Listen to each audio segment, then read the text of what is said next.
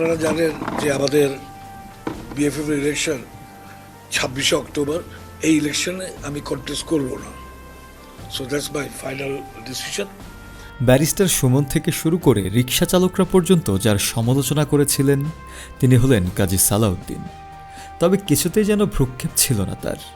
নিজের জ্ঞান এবং মর্জি মতোই ছুটছিলেন আপন গতিতে।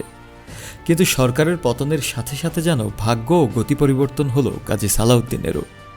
যে বাংলাদেশ ফুটবল ফেডারেশন আঁকড়ে ছিলেন এতদিন, এবার নাকি সেই বাফুফে নির্বাচনে সভাপতি পদে প্রতিদ্বন্দ্বিতাই করবেন না তিনি। আজ বাফুফে ভবনে এসে নিজেই দিয়েছেন এই ঘোষণা। 2008 থেকে বাফুফের সভাপতি পদে থাকা সাবেক এই ফুটবলার আরও বলেন, আমি 4 মেয়াদে দায়িত্বে ছিলাম, সেজন্য আমি নিজেকে খুব ভাগ্যবান মনে করি যে এমন সুযোগ আমার জীবনে এসেছে। কিন্তু এখন বাংলাদেশ ফুটবল ফেডারেশনের যে নির্বাচন আসছে 26 অক্টোবরে, আমি এই নির্বাচনে প্রতিদ্বন্দ্বিতা করব না। এটা আমার চূড়ান্ত সিদ্ধান্ত। এটা জানানোর জন্যই আজ এসেছি। কিন্তু ঠিক কেন তিনি এ ধরনের সিদ্ধান্ত নিলেন সে সম্পর্কে কোনো কথা বলেননি, বরং সংবাদ সম্মেলন করে নিজের সিদ্ধান্তের কথা জানিয়েই বিদায় নিয়েছেন তিনি।